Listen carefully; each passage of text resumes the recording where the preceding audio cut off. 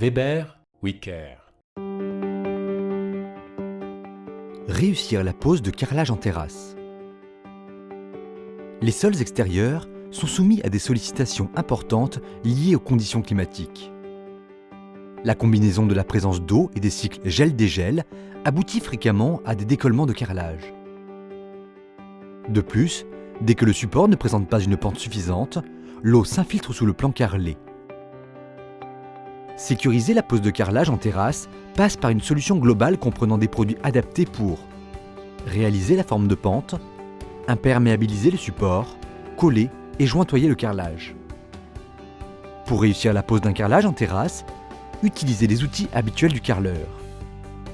Les matériaux: un mortier de chape traditionnel à recouvrement rapide, Weber Chape Express, une résine d'accrochage à base de latex, Weber Latex, un enduit d'imperméabilisation, Weber Tech 824, un mortier-colle fibré spécial terrasse, Weber Colle Terrasse, un mortier de jointoiement souple, Weber Joint Intégral, un joint élastomère. Différents types de supports sont admissibles.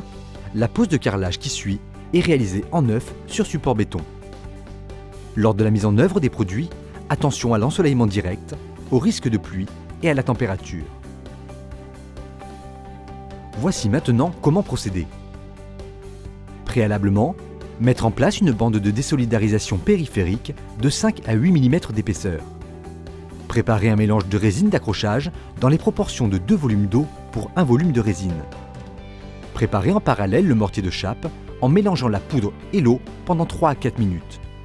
Le mélange doit avoir une consistance de mortier sec. Appliquer le mélange de résine à la brosse sur le support. Créer une barbotine en appliquant une première passe de mortier de chape sur la résine encore fraîche jusqu'à absorption totale de la résine. Réaliser la forme de pente en mettant en place le reste du mortier sur la barbotine. Utiliser une règle et un niveau pour obtenir une pente de minimum 1,5% orientée vers l'extérieur.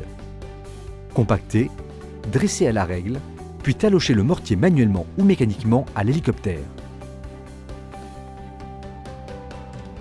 Sur terre-plein, il est conseillé d'appliquer un mortier d'imperméabilisation résistant à la pression et à la contre-pression.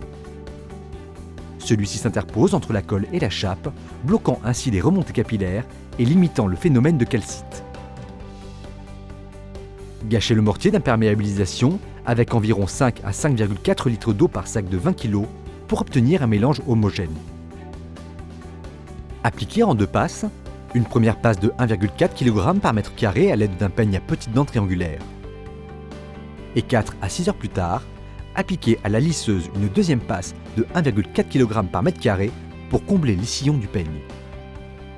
Le mortier peut également être appliqué sur la tranche de la chape pour une meilleure protection. Laissez sécher 24 heures. Après séchage du mortier d'imperméabilisation, utilisez une colle fibrée spéciale terrasse bénéficiant d'une très bonne résistance aux conditions climatiques sévères.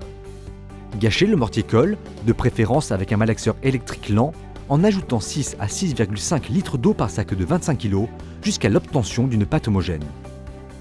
Laissez reposer 5 minutes, puis appliquez et réglez l'épaisseur de la colle avec une taloche crantée de type 9 par 9 pour des carreaux jusqu'à 60 par 60. Procédez systématiquement à un double encollage sur la totalité de l'envers des carreaux. Mettre en place les carreaux et exercer une forte pression pour chasser l'air et assurer un bon transfert de la colle.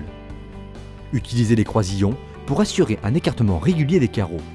Éliminez les traces de colle sur les carreaux avec une éponge humide et retirez les croisillons au fur et à mesure de l'avancement. Laissez sécher 24 heures. Gâchez le mortier de jointoiement au malaxeur électrique lent en ajoutant 6 litres d'eau par sac de 25 kg jusqu'à l'obtention d'une pâte homogène. Étalez le mélange en veillant à remplir complètement les joints. Pour éviter de les creuser, lissez en mouvement diagonal par rapport aux arêtes des carreaux à l'aide d'une taloche à semelle caoutchouc ou d'une raclette caoutchouc. Avant le séchage complet du joint, enlevez l'excédent du mortier à l'aide d'une taloche éponge fréquemment rincée et essorée. Terminez avec un chiffon sec. Enfin, réalisez un drain périphérique à l'aide de gravillons ou granulats d'argile expansés pour désolidariser la terrasse de la terre végétale. Nos conseils. Avant de démarrer ces travaux, respectez un délai de séchage d'1 mois après coulage de la dalle. Respecter les conditions d'application de 5 à 35 degrés. Faire attention au vent qui raccourcit le temps ouvert du mortier-colle. Utiliser des carreaux insensibles au gel est prévu pour l'extérieur. Prévoir des joints de fractionnement de la surface carrelée tous les 40 mètres carrés ou 6 mètres linéaires et respecter les joints de dilatation déjà existants.